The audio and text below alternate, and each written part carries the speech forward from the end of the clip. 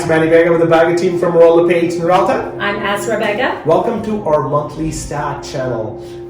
Can you believe it? 7 months of the year is already passed. We are already in August, and that looked like fall is just right on the steps. I know, we better enjoy all the summer months and all the amazing summer festivals that we've been having. I hope everyone's had a chance to get out and have some fun. The bigger miss last month, I have it, is a K-Days. A lot of people, they enjoyed to go to Colonic Days. Yes, we have a little bit of taste of Edmonton happening, which is a couple of weeks back, but still, kids still miss the K-Days. Am I right? Yes, but at least we had the Calgary Stampede, and I'm sure a lot of us Edmontonians headed out there and had some fun there. So here we go. Before we can go further, Azra, give us a snapshot. What happened in last month? A lot of inquiries came to the office say, Manny, what is happening? Are the market is going up or market going down? People are just thinking about it. Give them a brief information so we can expose what happened in July. Absolutely. Well, the market is getting very stable, right? So prices, they're still pretty good. Their average price of a single family home is sitting at $466,000, and that was a minor decrease of 1.3% since last month. But if you look over the year, that's an increase of almost 7% that single family home prices went up. And if you're looking at condos, those ones are average sitting at $240,000, which is another small decrease of 0.8%. But if you look over the year, that's a 6.7% increase in condo prices. When you're looking at duplexes, they're sitting at $357,000 average selling price, and that's an increase of 0.5% since last month. And if you look over the year, that's a 7.6% increase. So that's showing you that, you know, the market is still moving up compared to last year. But if you're looking month over month, there's been a minor decrease, and that's because summer is here, people are out on vacations, and you know, people are getting ready for school and everything. And also it's a time that things start to slow down.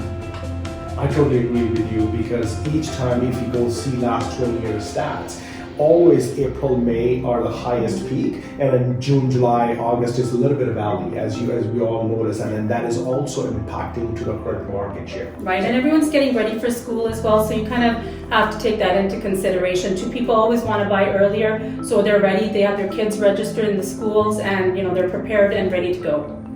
So Manny, tell us what's happening with the listing inventory. Selling, as you said, that in the buying side, if the prices are getting stalled, but look at this slide.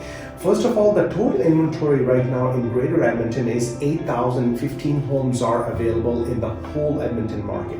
Last month, 3,446 new listings came, which is month over month, it's a 16.9% down. So what does that mean? In June, we have a more inventory came in the market. In July, we got less inventory. So there's nothing to scare about it. It's just a matter of we got a less inventory. But on the flip side, if you're looking at it, the sale, we have a 2,208 property got sold out of in last month. So what does that mean to you? If their inventory come last, the home got also less too. So that's why you will see that minus 18.9% month over month sales went down. Again, it's normal. A lot of people don't need to get to panic about it. Oh my God, sales are dropping down and inventory is dropping down. Nothing need to worry about it. That is a seasonality effect, which is need to be stalled. I can say that is normal. But on the other side, you look at it, the sales and the total inventory, year to date, we have over 25,000 listings came in the system, which is a 9.3% over surplus last year versus this year. Year to date, it means we have a 9.3% more inventory. Then, on the other side, sale, over 16,000 property got sold. So think 25,000 property came, 16,000 property got sold, 9,000 properties did not got sold. What does that mean to you, Azra? It's a 2.1% sales are up. We're still selling more property than last year. That is a small little brief information on the selling side. Well, that totally makes sense, Manny. So everything is relevant to each other. So let us know, how long does it take to sell a property on the market these days?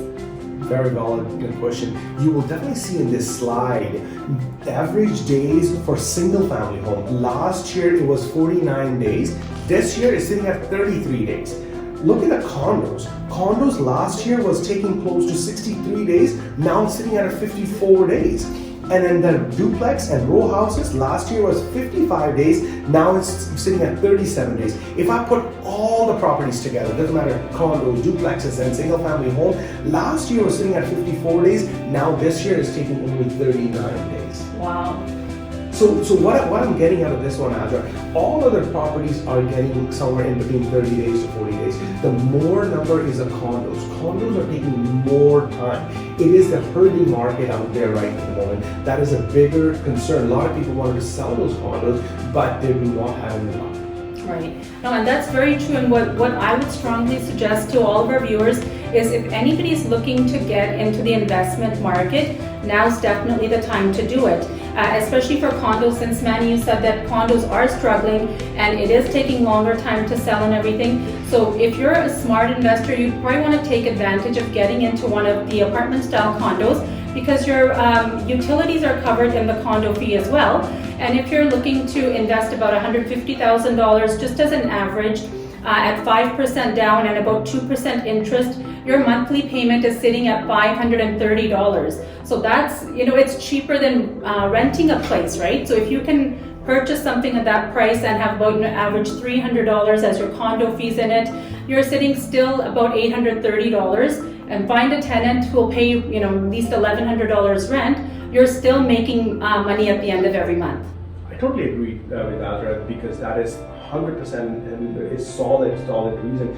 Because when I go back and appraise a property, or I give them an assessment, or I give them comparable market analysis, some of the seller bought those units somewhere $240, $250, and they are begging to sell the properties for $140, $150. Can you believe $100,000 less than their actual price?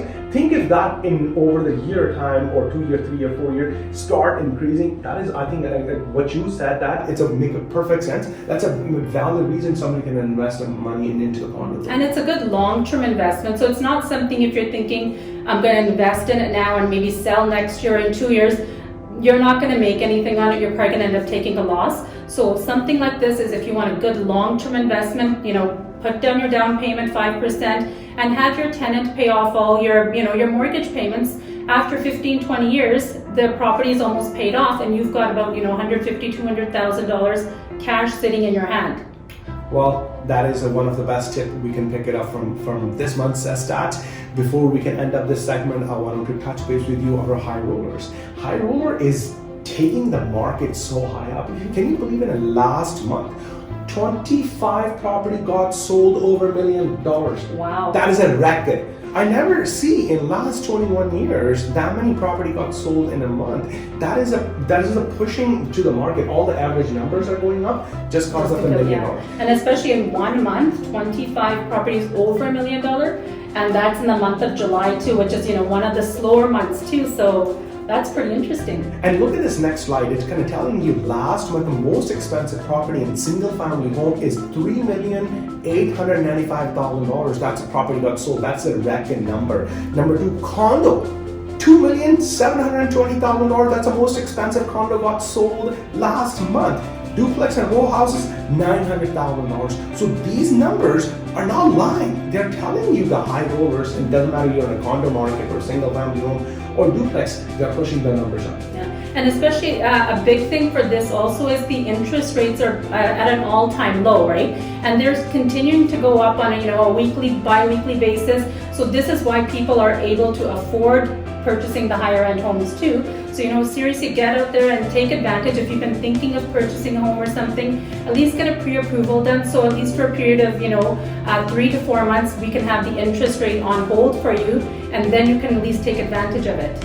You guys have any questions, like Azra has so much valuable knowledge. She can certainly sit down with you and consult everything. Just like today she consulted about the condos, she can sit down with you, make your portfolio. You guys call her anytime to set up your appointment. Thank you so much for watching our stat channel. We will be bringing you our next video next month.